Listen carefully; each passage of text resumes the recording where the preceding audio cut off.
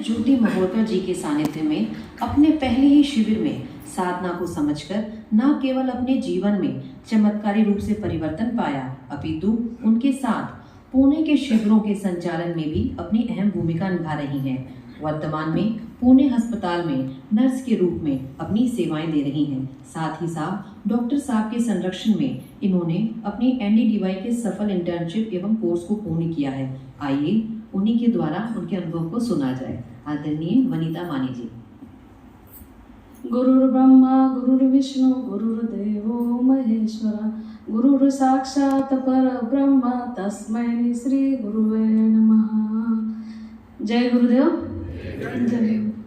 सभी स्थूल रूप से और सूक्ष्म रूप से यहाँ पे जो उपस्थित है सबको मेरा प्यार भरा नमस्कार। दीदी ने मेरा परिचय तो दे दिया। मैं ससून हॉस्पिटल में एज अ स्टाफ नर्स करके जॉब करती हूँ और मैं इस साधना से कैसे जुड़ी वो बहुत बड़ी लंबी कहानी मगर इस शॉर्ट में बता दूंगी। तो मेरे मामा जी इस साधना में पहले 2016 में जुड़े थे। मेरी छोटी सी हिस्ट्री है।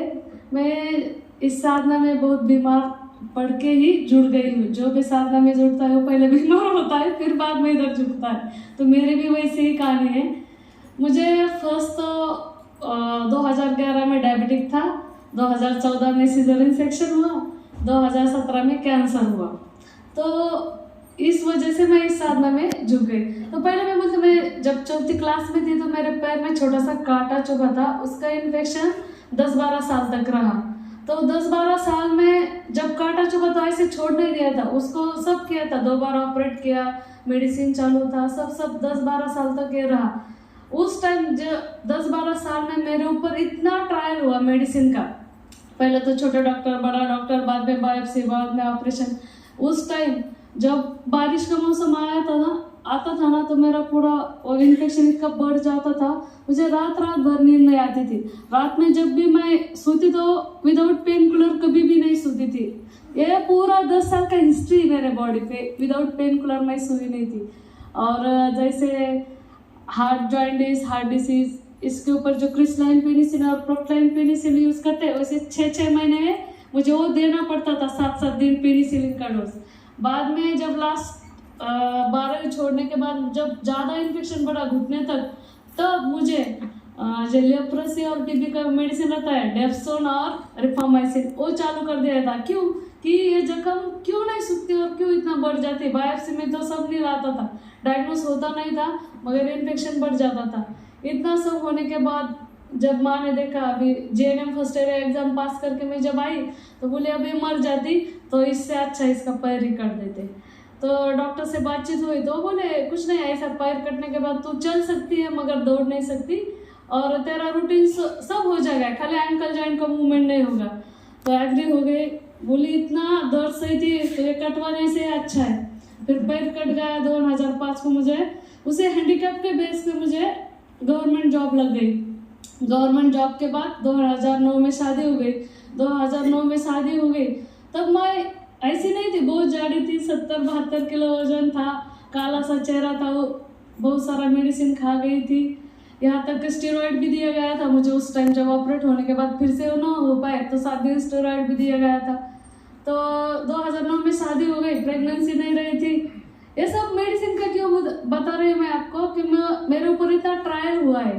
तो प्रेगनेंसी रहने के लिए ओबिसिटी है, तो ओबिसिटी कम करने के लिए मेडिसिन, और प्रेगनेंसी रहने के लिए हार्मोन थेरेपी चालू कर दी। हार्मोन थेरेपी बाद 2011 के फर्स्ट प्रेगनेंसी रह गई तो 2.25 महीने में मेरा अबॉर्शन हो गया। तो सब रिपीट जांच की, तो रिपीट जांच में मुझे डायबिटिक डिटेक्ट हुआ और टॉर्च पॉजिटिव आया था। टॉर्च में रूबेला पॉजिटिव आया था मेरा 7 वायरस में से। तो फिर 6 महीने मुझे टॉर्च नील के लिए मेडिसिन दिया गया, विथ डायबिटिक चालू था, डायबिटिक का मेडिसिन। और नेक्स्ट प्रेगनेंसी प्लान करने के लिए तो बोले अभी तो डायबिटिक मेडिसिन तो लेना ही लेना है। तो ऐसे करके 2014 तक मेरा प्रेगनेंसी रह गया, सेकंड प्रेगनेंसी रह गया, मतलब फर्स्ट अबॉर्ट हुआ है, सेकंड टाइम प्रेगनेंसी रह गया। तो पहले 3 महीने प्रेगनेंसी सस्टेन के लिए, प्रीवियस प्रेगनेंसी थी इसलिए प्रेगनेंसी सस्टेन के लिए हार्मोन्स का इंजेक्शन कमर पे देते थे पहले 3 महीने। फिर बाद में 7 महीने के बाद फिर से एडमिट किया, तो डायबिटिक है इसलिए मेडिसिन नहीं ले सकते, इंसुलिन पे रखा। 28 से इंसुलिन बीडी चालू किया, बाद में टीडीएस हो गया, सिजरियन सेक्शन हो गया, बाद में 1 महीने के बाद इंसुलिन कम हुआ। मगर 3 साल के बाद जब सोहन मेरा 3 साल का होता, अचानक पेट में दर्द होने लगा। पहले तो सिस्ट बोला था मुझे पहले बहुत बीमारी थी, माइग्रेन था, पीसीओडी था, पीरियड 2 महीने तक मुझे तो नई मेडिसिन लिया तो डेंजरस ब्लीडिंग, तो ये करके फिर अचानक पेट में एब्डोमिनल पेन हुआ, तो ऑन ड्यूटी सब करवा लिया test, sonography, CT scan, MRI, वो जो होता है सब। तो जुलाई का महीना था, तो डॉक्टर बोले कल मेरी रिटायरमेंट है। जो बेस्ट गायनिकोलॉजिस्ट सर्जन है ससुन हॉस्पिटल है, वो बोले मैं कल तो रिटायर हूँ, तुझे करना है तो फास्ट से डिसीजन ले। मैं बोली मैं कल भी एडमिट हो जाती हूँ।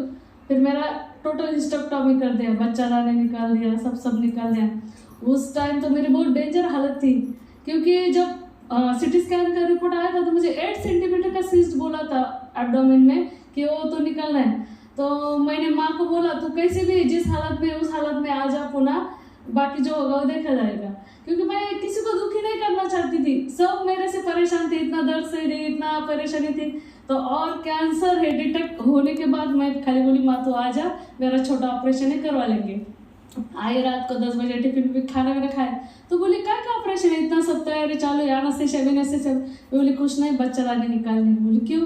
बोले 8 सेंटीमीटर का सिस्ट है, तो डॉक्टर ने बोला तुरंत ऑपरेशन करना पड़ेगा। तो माँ तो रोने लगी।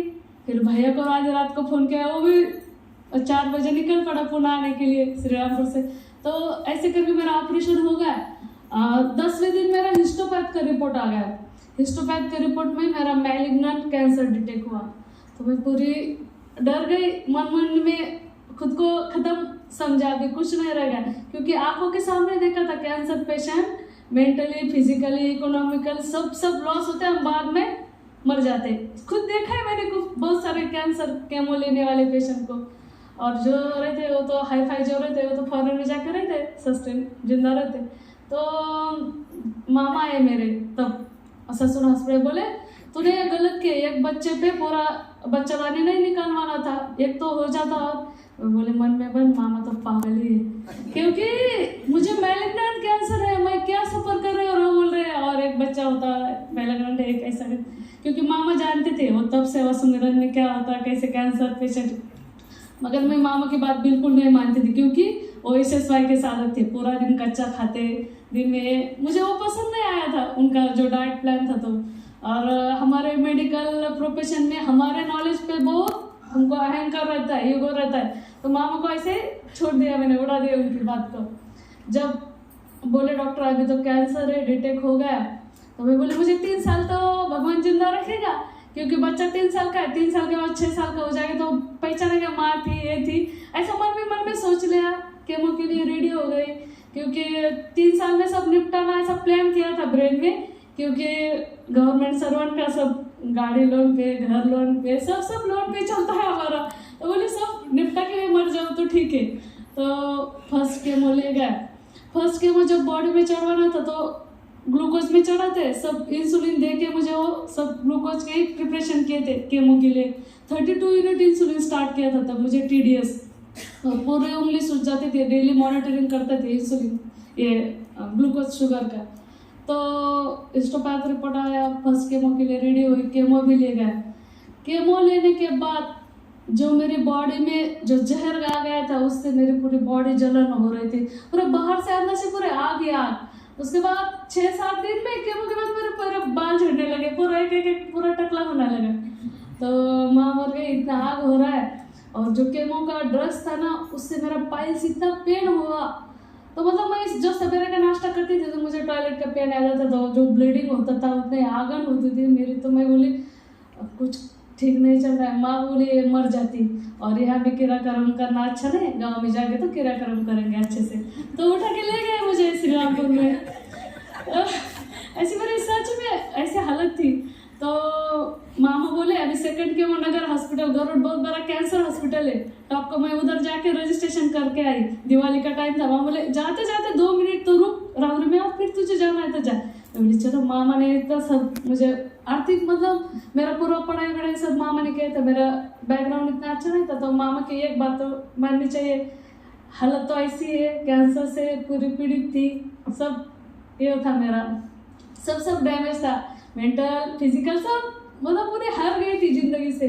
बोले चलो आप मिल के आते हैं मामा को, क्या बोलते हैं देखते हैं लास्ट टाइम। तो फिर मामा बोले तुझे केमो लेना है तो ले ले, मगर तुझे जिंदा रहने की आस है ना। मैंने बोले हाँ है, तो जिंदा रहना है, 3 साल तक तो रहना ही रहना है, मन में सोच ले। बोले तेरा केमो का ये जो शेड्यूल है 21 दिन के बाद का, तो 9-7 दिन आगे बढ़ा सकती। मैं बोला हाँ बढ़ा सकते, कुछ नहीं ऐसा, फर्स्ट केमो तो लिया है तो ठीक है, नासिक में शिविर है तो शिविर के लिए जा। बोले अभी ये बात तो नहीं टाल सकती है। फिर गई नासिक में शिविर में, सब साथ में भैया मौसी सब तैयारी करके इंसुलिन मेडिसिन का डब्बा सब लेके गई। उधर पहले दिन कड़ी खिचड़ी खाई, तो इतने बड़े डोज के लिए मैं रेडी नहीं हुई, मैंने इंसुलिन नहीं लाया। सेकंड दिन अपने जैसा रूटीन रहता है वैसा हो गया, मेडिकल चेकअप हो गया, तो उस टाइम भी इंसुलिन नहीं है। मगर उस टाइम फर्स्ट ही डे डॉक्टर साहब का मेडिसिन पे लेक्चर हुआ था कि तुम कैसे जहर खाते हैं, बॉडी पे कैसे जहर एक्ट करता है, और तुम जो मेडिसिन खाते हो कैसे अपना पूरा लाइफ स्पॉइल कर देता है। मैंने सोच लिया मन में ये बात तो सही है, मगर मेडिकल वाले मानते नहीं ना इस बात को, नेचुरोपैथी के पहले नहीं मानती थी भाई। तो ये तो बात सही है। मैंने 14 साल तो 12-13 साल मेडिसिन खाया, उसके बाद भी मेडिसिन खाए, इसका असर तो कुछ नहीं हुआ ना। मैं मेरा पैर बचा सकी, ना मेरा बच्चा रानी बचा सकी, और छोटे मोटे ऑपरेशन तो हो गए थे। तो सोच लिया मन में अभी तो 3 साल का जीना परफेक्ट है, तो एक मन में सोच लिया उसी टाइम से कि जीना है तो विदाउट मेडिसिन कैसे जी सकते हैं। एक ट्रायल करें अपने, इतना तो ट्रायल हो गया बॉडी पे, तो एक 3 साल ऐसा ट्रायल करते हैं। तब सेवा सुमिरन के साथ ना ध्यान से सुनी उस टाइम, मतलब मैं शिविर में भी नहीं बैठ सकती जितना मेरा दर्द था बॉडी में। मगर वैसे 7 दिन का शिविर अटेंड किया, कुछ बात समझ में आई, कुछ नहीं आई, ऐसे सर पे चला गया। तब का तो समझ में आया, क्योंकि तब करने से मेरा वो कैंसर अच्छा हो सकता है, तो वो पूरा एकदम मन में ठान लिया ऐसा ऐसा करना है, घर जाके सब ऐसा करना है। मगर सेवा का और सुमिरन का नहीं समझ में आया था इतना। तो अगले ही सप्ताह के जालना में शिविर था, डॉक्टर साहब ऐसे लेक्चर दिए थे, और मैं कैसे निकालूँ 10वां, मेरे पास तो पैसा भी नहीं रहता है, सब ऐसे।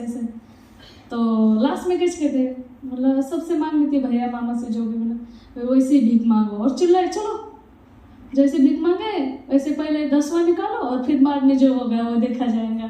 तो मुझे बुरा लगा, अगर मैंने 10वां उस टाइम से निकालना शुरू कर दिया, पहले 3 महीने रखा, बाद में इधर आके ही दिया। तो मेरी ज़िंदगी ऐसी चल रही थी। मगर हर 3 महीने में मुझे मेडिकल चेकअप करना पड़ता था, क्योंकि कैंसर जो जब सैंक्शन होती है 3-3 महीने पूरा मेडिकल रिपोर्ट सैंक्शन करके आगे के लिए सैंक्शन होती थी मुझे सबमिट करने के बाद। तो हर 3 महीने में सोनोग्राफी, सीए मार्कर, जो सीए मार्कर ब्लड का मेरा 169 था जब कैंसर डिटेक्ट हुआ था तब, तो हर 3 महीने में सीए मार्कर लेवल सोनोग्राफी, और 6 महीने में सिटी स्कैन, ऐसा शेड्यूल चलता रहता था।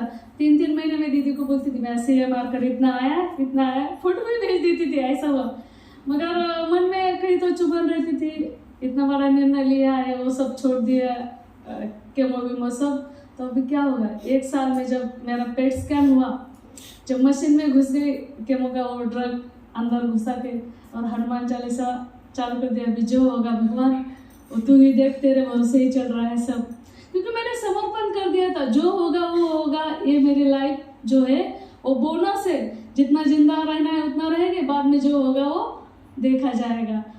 तो पेट स्कैन का रिपोर्ट आया, दूसरे दिन पेट स्कैन मेरा पूरा टोटल नॉर्मल आया था, कुछ नहीं आया था। 1 साल मैंने सोच लिया अभी जो भी होगा जैसा भी होगा, ये तब सेवा सुमिरन के साथ ना छोड़नी नहीं है लाइफ में।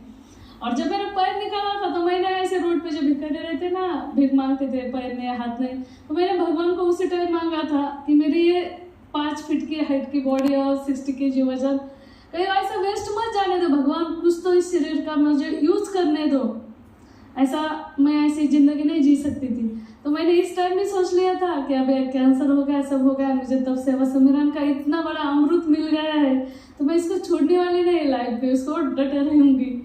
तो उस तरह से मेरी ये लाइफ चल रही है, बहुत बढ़िया चल रही है। मेरा भी कैंसर का भी कुछ नहीं, और ना विदाउट मेडिसिन जी रही हूँ, आपके सामने हूँ। 3 साल के हो और 3 साल हो गए, और कोरोना का टाइम भी मात कर दी, बच्चे ने भी घर पे रह के हमने कोरोना को मात कर दी, कुछ नहीं, कोरोना में भी मेडिसिन नहीं लिया था, कंसेंट लिख के लिया था, बच्चों को कुछ हो गया था तेरी जिम्मेदारी, मगर सोच लिया था पिकेट में कहाँ रहेंगे 24 घंटे मास्क पहन के, ना बच्चे की सेवा होगी ना मेरा कुछ होगा, चलो घर चलते हैं। तो सब ठीक है। 3 साल के बाद ना बच्चे को मैंने कोई वैक्सीनेशन दिया, कुछ नहीं दिया, अभी बहुत बढ़िया चल रहा है सब गुरु जी की कृपा है।